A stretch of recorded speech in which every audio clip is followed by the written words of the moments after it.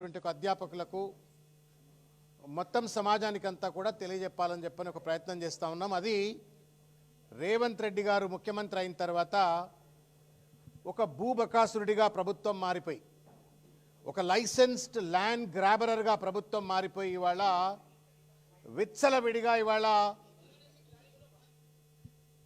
ప్రభుత్వ భూములను private real estate మాఫియాలకు కట్టబెట్టేటువంటి ఒక ప్రయత్నం చేయటము, అదేవిధంగా విశ్వవిద్యాలయాల భూములను కంచే చేను వేసినట్లుగా ఇవాళ విద్యాశాఖ మంత్రిగా ఉంటూ రేవంత్ రెడ్డి గారు ఇవాళ విశ్వవిద్యాలయాల భూములపైన కన్ను వేసి ఇవాళ ఆయన ఒక రియల్ ఎస్టేట్ గద్ద లెక్క మారిపోయి ఇవాళ భూములన్నీ కూడా హస్తగతం చేసుకొని ప్రైవేట్ వాళ్లకు తన కమిషన్ల కోసమో కబ్జాల కోసమో రియల్ ఎస్టేట్ దందాల కోసమో ఇవాళ విశ్వవిద్యాలయాలకు సంబంధించిన భూములన్నీ కూడా ఇవాళ హస్తగతం చేసుకునే ప్రయత్నం చేస్తూ వస్తూ ఉన్నాడు. ఆ పరంపర చూసినాం మనం. ప్రొఫెసర్ జయశంకర్ గారికి సంబంధించినటువంటి వారి పేరు మీద ఉన్నటువంటి ఒక అగ్రికల్చర్ యూనివర్సిటీ ఏదైతే ఉండేనో, ఆ అగ్రికల్చర్ యూనివర్సిటీ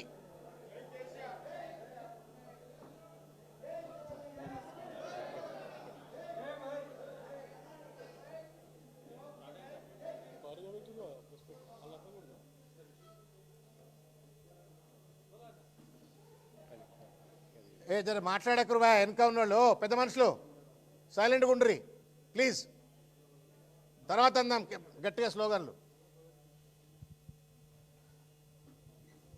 రేవంత్ రెడ్డి గారు 2 ఏళ్ళు కూడా కాలే అధికారంలోకి వచ్చి, 2 ఏళ్ళు అయిపోతున్నట్టుంది. ఇప్పుడు ఈ 2 ఏళ్లలో 1000 ఎకరాలను ఇవాళ హస్తగతం చేసుకునే ప్రయత్నం చేస్తూ ఉన్నాడు. మరీ ముఖ్యంగా విశ్వవిద్యాలయాల భూములపైన ఇవాళ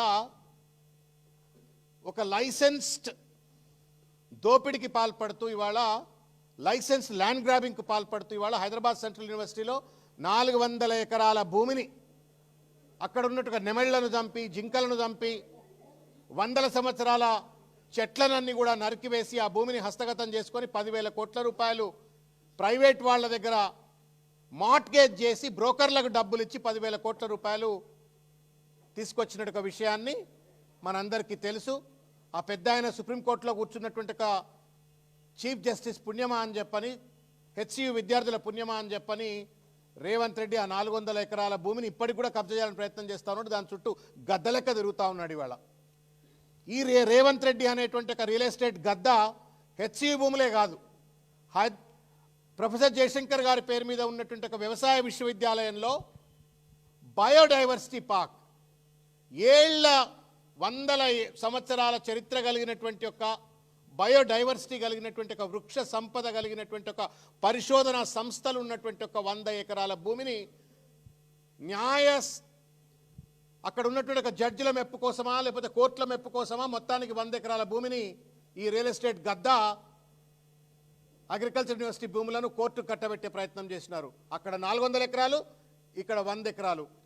ఇది సరిపోలేదన్నట్టుగా ఈ భూదాహం, ఈ భూబకాసురుడికి ఇవాళ మౌలానా ఆజాద్ ఉర్దూ యూనివర్సిటీ ఏదైతే ఉందో, ఒక ప్రతిష్టాత్మకమైనట్టుగా సెంట్రల్ యూనివర్సిటీ భూమి ఉందో, దాంట్లో ఉపయోగంలో లేవు అన్నటువంటి ఒక నెపంతో ఇవాళ 50 ఎకరాల భూమిని ప్రభుత్వం మాకు ఇచ్చేయండి అని చెప్పని ఇవాళ కలెక్టర్ ద్వారా నోటీస్ ఇప్పించేసి ఆ భూమిని దండుకొని దాని ద్వారా టీజీఐసిసి కట్టబెట్టి తద్వారా మళ్ళీ రియల్ ఎస్టేట్ ప్లాట్లు చేసి దందాలకు పాల్పడాలని చెప్పని రియల్ ఎస్టేట్ మాఫియా లెక్క ఇవాళ ఒక విద్యాశాఖ మంత్రిగా ఉండి విశ్వవిద్యాలయాన్ని సర్వనాయం చేసే ప్రయత్నం చేస్తూ ఉన్నారు. ఐఎస్బికి కూడా నోటీసులు ఇచ్చిండ్రట, అది బయట పడతలేరు. ఎందుకంటే సోషల్ మీడియాలో పెద్ద ఎత్తున మనుకు వ్యతిరేకంగా వార్తలు రావడంతో, ప్రజల నిరసన రావడంతో వాళ్ళ ఐఎస్బి నోటీస్ బయటికి రావట్లేదు.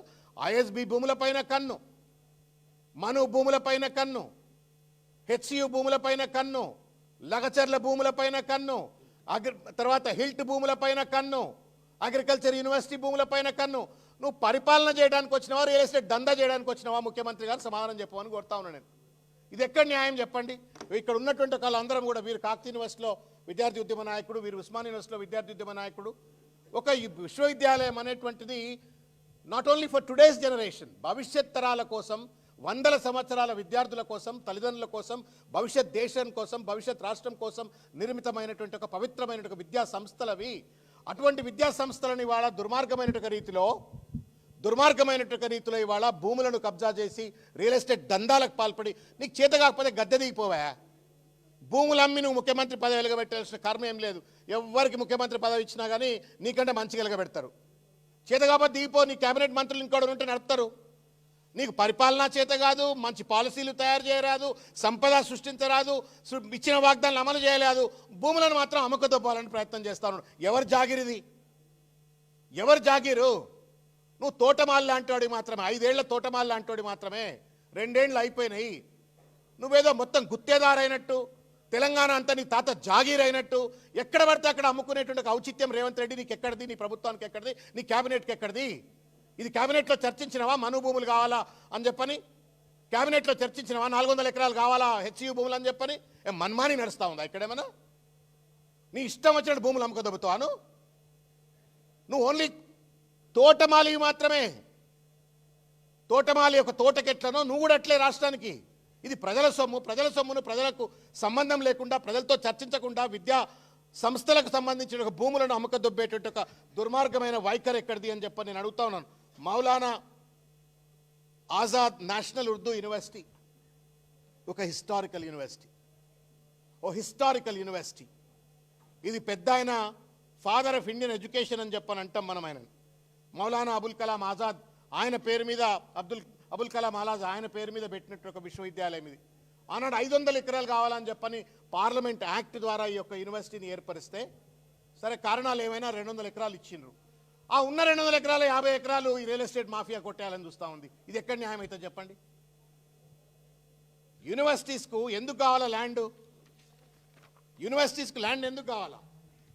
అక్కడ రీసెర్చ్ ఇన్స్టిట్యూషన్స్ పెంపొందించడం కోసం, ఫ్యాకల్టీ క్వార్టర్స్ కోసం, స్టూడెంట్స్ హాస్టల్స్ కోసం, లంగ్ స్పేస్ ఎక్కువ ఉండాలని చెప్పని, లో డెన్సిటీ విశ్వవిద్యాలయాల్లో ఉండాలని చెప్పని, ఒక ఫ్రీ అకాడమిక్ ఎన్విరాన్మెంట్ ఉండాలని చెప్పని, అంత పెద్ద భూమి ఉండాలని చెప్పని ఒక విజన్ ఉన్న వాళ్ళు, విజ్డమ్ ఉన్నటువంటి వాళ్ళు విశ్వవిద్యాలయాలకు భూములు ఇస్తారు. అట్లనే నిజాం ఇచ్చినా, హెచ్సియుకు భూములు ఇచ్చినా, మిగతా యూనివర్సిటీల్లో పెద్ద పెద్ద విస్తీర్ణం కలిగిన భూములు ఎందుకు ఇస్తారు అంటే, భవిష్యత్ తరాల కోసం ఒక క్వాలిటీ అకాడమిక్ ఎన్వైరన్మెంట్ను క్రియేట్ చేయాలని చెప్పని భూములు ఇస్తారు. ఎక్కడ తలకు మాసిన వారం అండి, భూములన్నీ అమ్మకదొబ్బుతా ఉన్నాడు. పో ఎక్కడెక్కడో దూరంగా తీసుకుపోయి నువ్వు కావాలంటే నువ్వు ఇంకేదైనా భూములు అమ్ముకుంటే అమ్ముకో. కానీ విశ్వవిద్యాలయాలకు సంబంధించిన భూములు అమ్మడం అంటే దిస్ ఇస్ క్యాలస్నెస్, ఇర్రెస్పాన్సిబిలిటీ, బాధ్యత రాహిత్యం. ఇవాళ మౌలానా అబుల్ కలాం ఆజాద్ యూనివర్సిటీలో దాదాపు 38 డిపార్ట్మెంట్లు ఉన్నాయి. అక్కడ ఇవాళ 28 డిపార్ట్మెంట్లు ఉన్నాయి. 7,000 మంది విద్యార్థులు అక్కడ చదువుకుంటున్నారు. దాదాపు 3 లక్షల మంది విద్యార్థులు డిస్టెన్స్ ఎడ్యుకేషన్ చదువుతున్నారు. అక్కడ ఫ్యాకల్టీ క్వార్టర్స్ ఉన్నాయి, స్టూడెంట్ హాస్టల్స్ ఉన్నాయి. ఉర్దూ యూనివర్సిటీ.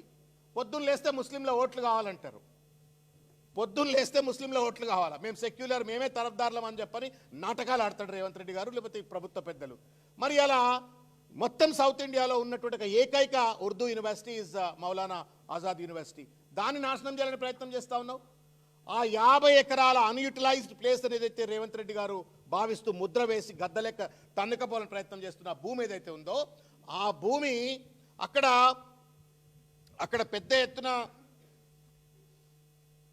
ఎత్తున అక్కడ మెడికల్ అండ్ నర్సింగ్ కాలేజెస్ కట్టాలని చెప్పని, తర్వాత మను లా కాలేజ్ ఒక నేషనల్ లా కాలేజ్ కట్టాలని చెప్పని, అదేవిధంగా ఉమెన్స్ హాస్టల్స్ కట్టాలని చెప్పని పెద్ద ఎత్తున ప్లాన్ చేసుకొని పెట్టుకున్నారు.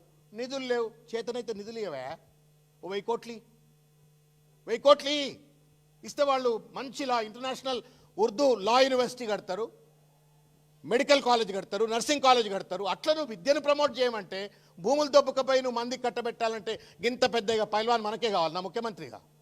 ఈ సిపాయి లేకపోతే ఇక ప్రభుత్వం నడవదా? ఇక ఇది దోకా కాదా? ఇది మోసం కాదా? ఇది దగా కాదా?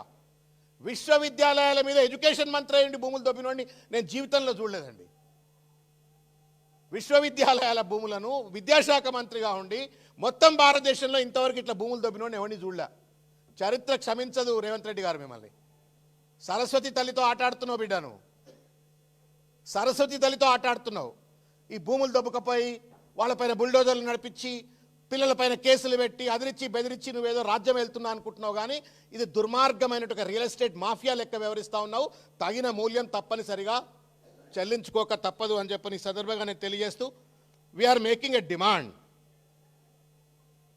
మేము డిమాండ్ చేస్తూ ఉన్నాం ఈ ప్రభుత్వానికి, వెంటనే ఆ షోకాజ్ నోటీస్ ఏదైతే మీరు ఇచ్చినారో నంబర్ LC 1298/2024 15/12/25 హైదరాబాద్ జిల్లా కలెక్టర్ ఏదైతే నోటీస్ ఇచ్చినారో 50 ఎకరాల భూమిని కబ్జా చేయాలని చెప్పని, ఈ నోటీస్ను దయచేసి విత్డ్రా చేసుకోండి అని చెప్పని కోరుతా ఉన్నాను. మీకు ఏమైనా మానవత్వం ఉంటే, సిగ్గుశరం ఉంటే, మీరు నిజంగానే కనుక విద్యాశాఖ మంత్రి అయినట్టయితే, మీ పైన కనుక విద్యను కాపాడి, విద్యా వ్యవస్థను కాపాడి, భవిష్యత్ తరాల కోసం విశ్వవిద్యాలయాలను కాపాడని ఒక చిత్తశుద్ధి కనుక రేవంత్ రెడ్డికి ఏమాత్రమైనా ఉంటే, నిజంగానే మౌలానా అబుల్ కలాం ఆజాద్ వారసుడు ఆయన పెద్ద కాంగ్రెస్ లీడర్, ఆయన వారసుడు అయినట్టయితే దయచేసి ఈ నోటీస్ను వెంటనే విత్డ్రా చేసుకోవాలని చెప్పని కోరుతా ఉన్నాం.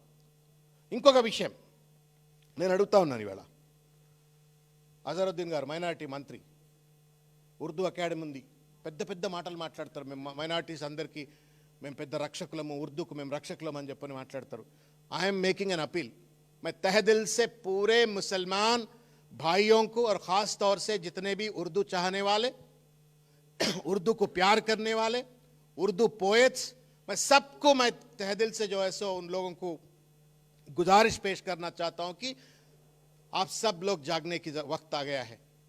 ये हुकूमत सिर्फ आपकी वोट चाहती है, मगर आप लोगों की बढ़ोतरी नहीं चाहती है. కాబట్టి దయచేసి మీ ఓట్ల కోసం అడ్డమైనటువంటి ఒక డ్రామాలు ఆడేటువంటి వాళ్ళు ఇవాళ ఉర్దూ భాష పైన దాడి చేసే ప్రయత్నం చేస్తూ ఉన్నారు, ఉర్దూ భాషను విధ్వంసం చేసే ప్రయత్నం చేస్తూ ఉన్నారు. ఉర్దూ భాష పైన ఆధారపడి విద్యాభ్యాసిస్తున్నటువంటి ఒక విద్యార్థుల యొక్క జీవితాలతో, భవిష్యత్ తరాలతో ఇవాళ చిల్లర డ్రామా ఆడుతున్నట్టుగా రేవంత్ రెడ్డి పైన తిరగబడాల్సిన అవసరమైనది. ఎట్టి పరిస్థితుల్లో ఎట్లయితే HCU విద్యార్థులు పాపం ప్రాణాలు వడ్డి వాళ్ళు భూములు కాపాడుకున్నారో, మను విద్యార్థులు కూడా అట్లే పోరాటం చేస్తున్నారు. వారందరికీ కూడా బీఆర్ఎస్ పార్టీ అండగా ఉంటుంది, బీఆర్ఎస్ విద్యార్థి విభాగం, యువజన విభాగం అండగా ఉంటుంది. వాళ్ళతో పాటు తప్పనిసరిగా ఏ రకమైన పోరాటాలకైనా సిద్ధమవుతుంది.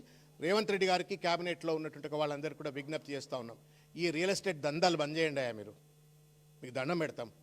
మీరు రియల్ ఎస్టేట్ దందాల పేరు మీద, మేమంతా యూనివర్సిటీలో చదువుకొని వచ్చిన వాళ్ళం, ఆ ల్యాండ్ విలువ ఏంటి, అక్కడ ఉన్నటువంటి ఒక ట్రాంక్యులెన్స్ ఎన్విరాన్మెంట్ యొక్క ఇంపార్టెన్స్ ఏంటనేది కొంచెం తెలిసినటువంటి వాళ్ళం. దయచేసి మీరు ఆ యూనివర్సిటీ యొక్క అత్యంత అద్భుతమైనటువంటి ఆహ్లాదకరమైన వాతావరణాన్ని, అకాడమిక్ అట్మాస్ఫియర్ను దయచేసి డిస్టర్బ్ చేయొద్దు. ఆ భూమిని అట్లనే యథాతథిగా మనువుకుండే విధంగా చర్యలు చేపట్టాలని చెప్పని నేను కోరుతున్నాను. ఈ రియల్ ఎస్టేట్ దందాలు మానుకోవాలని చెప్పని ముఖ్యమంత్రి గారికి నేను విజ్ఞప్తి చేస్తా ఉన్నాను. Thank you.